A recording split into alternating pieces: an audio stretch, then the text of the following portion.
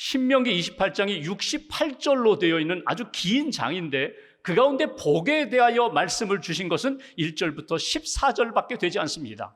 15절부터 나머지 68절까지는 저주에 대한 말씀입니다. 그러니까 복이 무엇인지를 알고 복된 삶을 살아가야 되는데 하나님이 주시는 복을 잃어버리면 복의 근원 되시는 하나님을 잃어버리고 말씀을 따라 살아가는 신앙생활을 잃어버리면 자연스럽게 우리의 인생은 복된 인생이 될 수가 없다는 것입니다. 저주받은 인생과 같이 그렇게 황폐한 삶을 살 수밖에 없다. 이것이 신명기 28장을 통하여 주시는 말씀입니다. 상황은 이스라엘 백성들이 가나안 땅 들어가기 전입니다. 너희들이 가나안 땅에 들어가면 땅을 얻었다고 좋아하지 말고, 넓은 땅을 얻었다고, 약속의 땅, 복지를 얻었다고, 복된 땅을 얻었다고, 젖과 꿀이 흐르는 땅이라고 그렇게 안주하지 말고 진짜 복을 붙잡아야 한다는 것입니다. 땅도 복이지만 그 복을 주신, 땅을 주신 하나님을 붙잡아야 된다. 하나님 놓치지 말아야 된다. 참된 복은 무엇인지, 그 참된 복은 어떻게 얻을 수 있는지 오늘 말씀을 통하여 다시 한번 우리 자신을 돌아보면서 하나님이 원하시는 것, 그리고 우리가 하나님 앞에 받아 누려야 할 은혜와 복이 무엇인지 깨닫고 붙잡고 믿음으로 하나님이 기뻐하시는 길 걸어가는 저와 여러분들 되시기를 주님의 이름으로 기원합니다. 본문 1절 말씀을 봉독하겠습니다. 1절 한 절 함께 봉독합니다.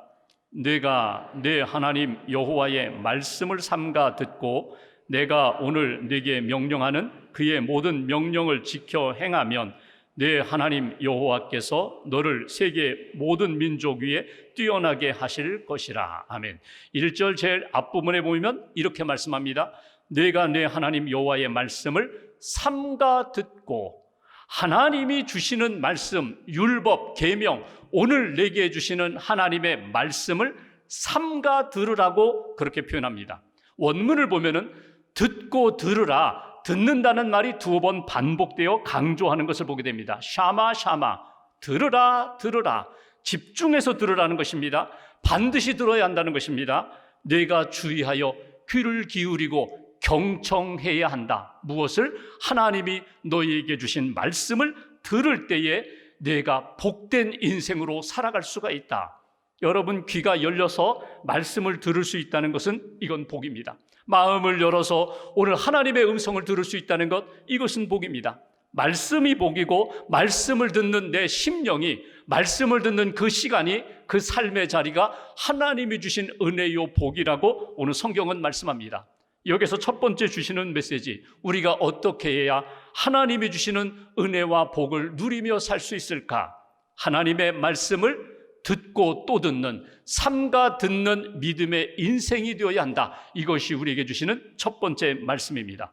여러분, 복, 하나님이 주시는 복을 어떻게 누릴 수 있다고요? 말씀 속에, 말씀을 통하여 우리에게 하나님이 복을 주신다는 거예요. 말씀의 내용도 중요합니다. 그런데 그 말씀을 듣는 우리의 자세, 태도가 중요하다는 거예요. 믿음으로 들어요? 아멘으로 들어요? 나를 살리는 생명의 말씀으로 들어요. 이 말씀을 내가 잘 들을 때, 말씀이 나를 살린다는 확신을 가지고 말씀을 들을 때 내 영혼이 변화되고 살아나고 하나님 기뻐하시는 은혜와 복된 여정으로 살아갈 수가 있게 된다. 여러분, 그런 경험 하실 때가 있죠. 1시간 동안 책을 읽었어요. 신문을 읽었어요. 그리고 책을 덮고 이렇게 생각해 보니까 분명히 내가 읽었는데, 1시간 동안 책을 읽었는데 도대체 무엇을 읽었는지 기억나지 않을 때가 있어요. 라디오를 듣습니다. 운전하면서 방송을 들어요. 그런데 듣고 보니까 1시간 정도 방송을 들었는데 도대체 무엇을 들었는지 기억나지 않을 때가 있어요. 텔레비전을 봤어요. 영상을 봤어요. 영화를 봤어요. 그런데 나중에 끝나고 보니까 기억나는 것이 없어요. 사람과 만나서 대화합니다. 1시간 이런저런 대화를 주고받고 대화하면서 웃기도 하고 울기도 했는데 돌아서 보니까 생각나는 것이 없어요. 분명히 읽었는데, 들었는데, 보았는데, 대화를 나눴는데 왜 내 가슴 속에 남는 것이 없을까? 내 기억 속에 남는 것이 없을까? 딴 생각해서 그래요. 집중하지 못해서 그래요. 여러분, 이것은 신앙에도 똑같습니다. 하나님의 말씀을 듣고 그 말씀이 나를 살리고 내 삶의 은혜와 복으로 인도하는 생명의 말씀이 되려면 여러분 집중하셔야 돼요. 1시간 동안 예배를 드렸어요. 예배 잘 드리고 찬송도 부르고 기도도 하고 말씀도 들었는데 돌아서 보니까 아무것도 들은 것이 없는 것 같아요. 왜 그래요?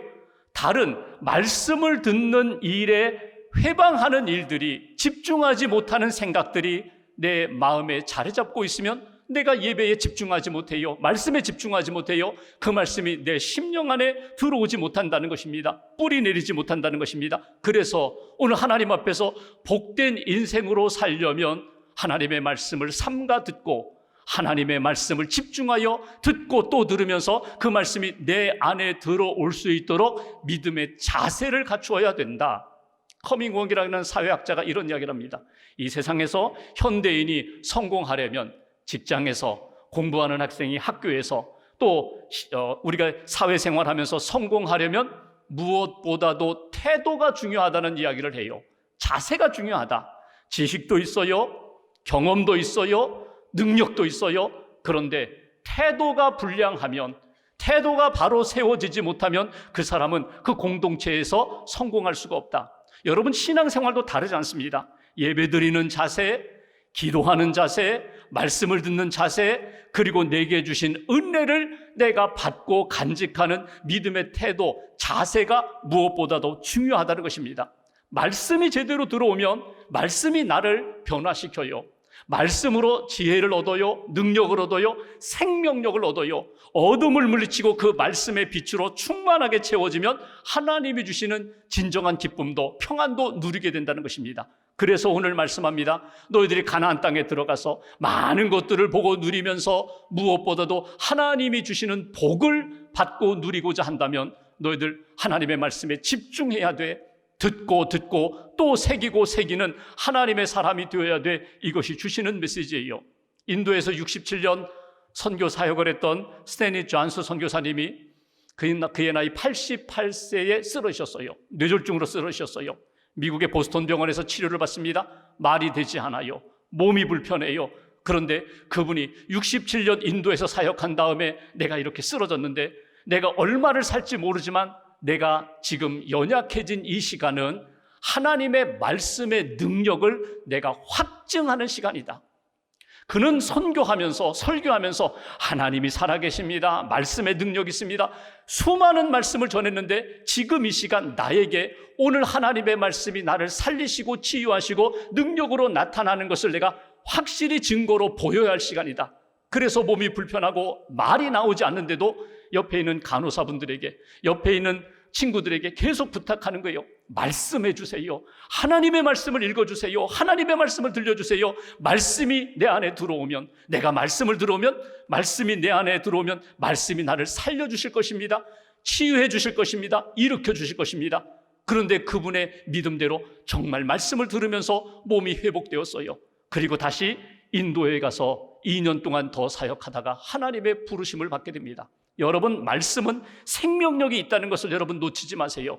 하나님 앞에 예배하는 시간 말씀을 들으세요. 하나님 앞에 기도하는 시간 내게 주시는 말씀을 놓치지 마세요. 말씀을 듣고 들으면 삼가 듣는 자는 살아나리라. 하나님의 은혜와 복을 받게 되리라. 이 하나님이 주신 은혜의 복을 놓치지 않는 말씀으로 여러분의 심령이 살아나고 회복되는 하나님의 사람들 되시기를 주님의 이름으로 기원합니다. 두 번째로 1절 중반부를 보십시오. 제가 다시 봉독합니다.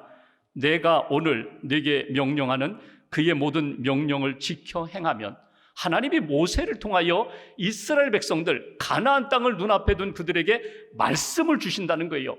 내가 오늘 네게 전하는 말씀. 그런데 오늘 이 말씀을 이렇게 표현합니다.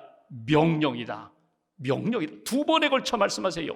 내가 너에게 전하는 이 말씀, 명령을 지켜 행하면, 여러분, 명령이 뭡니까? 내가 판단하고 내가 이거는 된다 안 된다, 이거는 지금 한다 다음에 한다, 아닙니다. 명령은 그대로 따라 지키는 것이 명령입니다. 지켜 행하면, 순종하면 하나님이 너에게 은혜와 복으로 인도하신다, 채워주신다. 오늘 그 말씀이에요. 여러분, 하나님의 말씀과 명령은요, 추상적이지 않아요. 막연하지 않아요. 허공에서 돌다가 사라지는 구름 같은 말씀이 아니에요. 실제적입니다.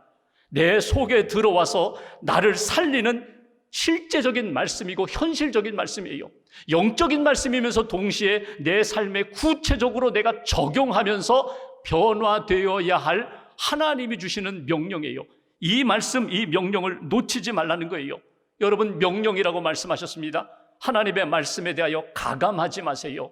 기분 따라, 생각 따라, 내가 지금은 여유가 있으니까 한번 이 말씀 붙잡고 해볼까? 지금은 급하니까, 바쁘니까 다음에 해야지. 아닙니다. 하나님이 내게 말씀을 주시면 붙잡고 따라가는 거예요. 이것이 순종입니다. 그래서 두 번째 오늘 주시는 메시지, 하나님의 은혜와 복으로 사는 인생이 되고자 한다면 하나님이 오늘 내게 주시는 말씀, 명령을 지켜 행해야 합니다. 순종해야 합니다. 여러분, 미루지 마세요. 그 말씀 따라 믿음으로 순종하면, 지켜 행하면 말씀이 내게 새롭고 놀라운 일들을 하나님이 만들어 가신다는 거예요. 여러분, 리액션이라는 말과 리스판스라는 말이 있습니다. 여러분, 리액션이 뭐예요? 반응하는 거예요.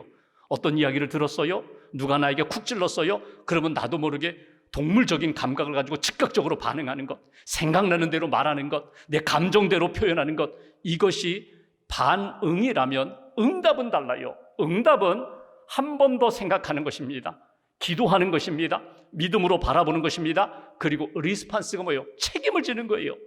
책임감을 가지고 이것이 내게 주신 말씀이라면 내가 믿음으로 응답하는 것. 하나님이 내게 말씀을 주셨습니다. 그 말씀에 대하여 기분 따라, 생각 따라 반응한다면 여러분, 순종하지 못합니다. 이것은 믿음으로 순종하는 신앙적인 응답이에요. 내가 하나님이 이렇게 말씀하시는 것을 들었으니 내가 그대로 따르겠습니다. 구약의 사울 왕을 보십시오. 사울 왕이요, 요즘 이야기로 얘기하면 스펙이 아주 빵빵한 사람이에요. 처음 이스라엘 초대 왕으로 하나님이 부르고 세우실 정도로 능력 있는 사람이에요. 겸손했어요. 그렇게 능력 있던 사울 왕에게 다 갖추었는데 한 가지 부족한 것이 있어요. 순종이 그에게는 부족했어요. 아말렉과 전쟁을 하는데 다 멸하라, 전리품 가져오지 마, 이렇게 하나님이 말씀하셨는데 골라서 좋은 것 남겨가지고 왔어요. 사무엘 선지자가 와서 왜 남겼습니까? 이거 도대체 왜 하나님 말씀대로 하지 않았어요? 그때 사울 왕이 변명을 합니다. 하나님 앞에 제사 드리려고, 이 재물, 이 짐승을 가지고 하나님 앞에 제사를 드리려고.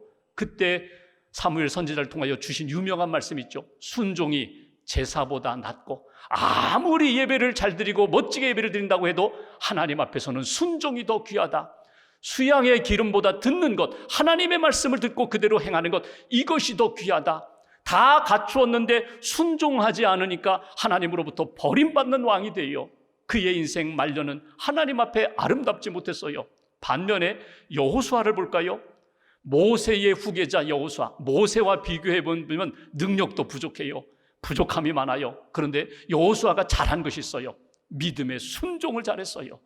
하나님이 말씀하십니다. 이스라엘 백성 이끌고 요단강 건너가라. 요단강을 어떻게 건너가요? 근데 하나님이 이렇게 요단강 건너가라 말씀을 주세요. 두렵고 떨리는 마음으로 말씀대로 하는 거예요. 가나안 땅에 들어갔는데 여리고 도성이 있어요. 난공불락의 그 도성, 어떻게? 하나님이 말씀을 주세요. 하루에 한 바퀴 돌아라. 그리고 7번째 날 7바퀴 돌아라. 7바퀴 돌 때까지도 꿈쩍도 하잖아요. 그런데 하나님의 말씀대로 믿음으로 순종합니다. 그랬더니 7바퀴 돌고 하나님 앞에 외쳤더니, 함성을 질렀더니 한순간에 무너지는 거예요. 이게 여호수아의 믿음, 여호수아의 순종이에요. 여러분, 비슷한 것 같지만 순종하지 않는 인생과 순종하는 인생의 마지막 결국은 달라요. 순종하는 사람 하나님이 붙들어 세우신다. 하나님의 은혜와 복으로 살게 하신다. 여러분, 가장 순종을 경험하는 시간이 언제입니까? 나중에. 거기에서, 그 사람에게 아닙니다. 지금 예배하는 이 시간이 순종의 시작이에요. 주님 내게 말씀을 주셨어요. 제가 순종합니다. 아멘, 믿습니다. 제가 이 시간 내 마음으로, 내 고백으로, 내 삶으로 하나님 순종하겠습니다. 누구를 만나든지 하나님이 살아계시고 내게 주신 말씀 놓치지 않고 말씀을 지켜 행하겠습니다. 예배 시간에, 하나님을 만나는 시간에 주님 의지하여 순종의 삶을 사는 거예요. 여러분, 하나님이 우리에게 여러 가지 말씀을 하세요. 때로는 잘 알고 있었던 말씀인데 다시 한번 주시면서 이 말씀 지켜 행하라, 이렇게도 말씀하시고, 어떤 경우에는요, 전혀 생각하지도 않았던 일인데 그 일에 대하여 마음을 주시고 감동을 주시면서 구체적으로 말씀을 주셔서 순종하게 만드세요. 결과는 말씀에 순종하면 크고 놀라운 일들을 우리가 경험하게 된다는 거예요. 어느 여자 집사님이 남편을 위하여 늘 기도하며 남편이 예수님 잘 믿는 그런 남편 되도록 늘 권면을 합니다. 남편이 교회 가는 거 반대하진 않아요. 핍박하지는 않는데 그냥 자기는 나오지 않아요. 어느 날 부인 집사님이 예배를 드리는데 그날 말씀의 주제가 사랑하라는 거예요. 내 이웃을 내 몸과 같이 사랑하십시오. 원수까지도 사랑하십시오.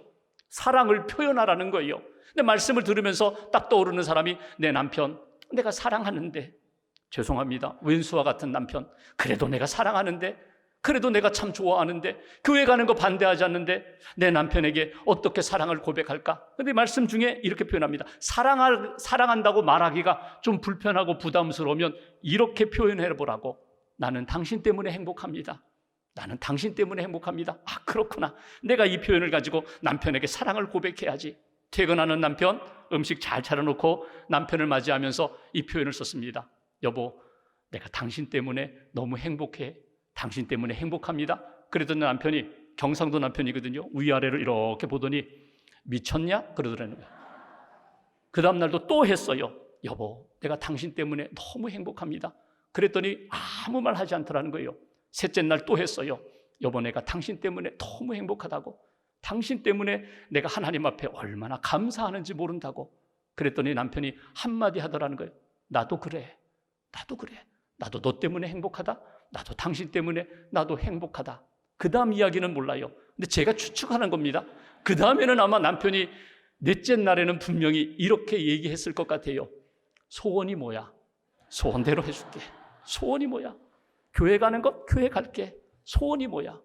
여러분, 하나님이 주시는 마음을, 하나님이 주시는 말씀을 여러분 기도하며 그대로 순종하는 거예요. 입술로 순종하는 거예요. 삶으로 순종하는 거예요. 시간으로, 물질로 순종하는 거예요.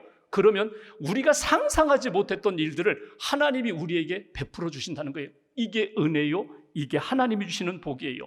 산상수훈을 읽어가시다 보면은 팔복의 내용도 나와요. 기도의 내용도 나와요. 금식 구제의 내용도 나와요. 그리고 마지막 7장 마지막에 무슨 말씀을 하시는가 하면 하나님의 말씀, 주의 말씀을 듣고 순종하는 자는 반석 위에 집을 짓는 자와 같다. 비가 내리고 홍수가 나도 그 반석이 그 집을 지켜줄 것이다. 하나님의 말씀에 순종하면 말씀이 우리를 지켜주신다는 거예요. 그 말씀을 주신 하나님이 우리의 인생도, 우리의 가정도 하나님이 견고한 믿음의 가정으로, 믿음의 인생으로 지켜주신다는 거예요. 이게 복이에요. 하나님이 우리에게 주신 믿음이 있습니다. 이 믿음 사실 내가 만든 것 같지만 아니에요. 선물이에요. 믿음은 전적으로 하나님이 주시는 선물이에요. 여러분, 믿음으로 산다는 것, 신앙생활은 어떻게 표현할 수 있어요? F.B. 마이어 목사님이 표현한 것처럼 믿음은 끊임없이 하나님 바라보는 것입니다. 자꾸 내 눈이 세상으로 가고 사람들로 가다가 주님께 돌아오고 주님께 회개하고 주님을 바라보는 것이 신앙생활입니다. 또 하나, 주님의 음성을 듣는 것입니다. 주님의 말씀을 듣고 확신을 하면서 확증하는 겁니다. 말씀대로 했더니 이렇게 되네. 말씀대로 순종했더니 하나님이 이렇게 바꾸어 주시네. 이렇게 치유해 주시네. 이걸 체험하는 것이 신앙이다. 그리고 이 모든 것을 통하여 하나님께 영광 돌리는 것이 신앙이다. 여러분, 신앙, 믿음, 하나님이 주신 선물인데 오늘 말씀은 이렇게 말씀합니다. 주신 말씀 놓치지 말아라. 지켜 행하라. 오늘 지금 이 시간 내게 주신 마음, 말씀 붙잡고 살아갈 때 하나님이 은혜의 길로, 복의 길로 인도해 주신다. 2절 세 번째 말씀 보실까요? 2절 한 절 함께 봉독합니다. 내가 내 하나님 여호와의 말씀을 청종하면 이 모든 복이 내게 임하며 내게 이르리니. 여기 보시면 하나님의 말씀을 청종, 듣고 따라가면, 듣고 믿음으로 순종하면 2절 모든 복이 내게 임하리라. 하나님이 주시는 복이 내게 임하리라. 하나님이 모든 것을 가지고 계신 하나님, 창조주 하나님, 전능하신 하나님이 내게 가장 필요한 것들로 채워주시리라. 그런데 여기에 나오는 복이라는 단어가 베라카입니다. 이 복이 사실은 이 바라크라는 말에서 왔거든요. 바라크라는 말은 무릎을 꿇는다는 말이에요. 누구에게? 하나님께 무릎을 꿇는 자가 곧 복된 자다. 하나님과의 관계가 회복되는 거예요.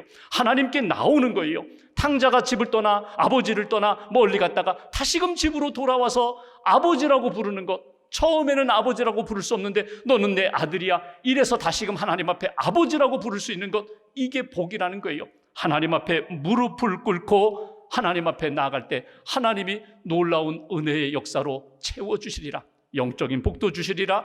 우리에게 필요한 물질적인 것, 현실적인 것도 채워주시리라. 하나님과의 관계가 회복되는 은혜의 복 놓치지 말라고. 세 번째, 하나님의 말씀을 듣고 순종할 때 우리에게 주시는 그 복을 놓치지 마십시오.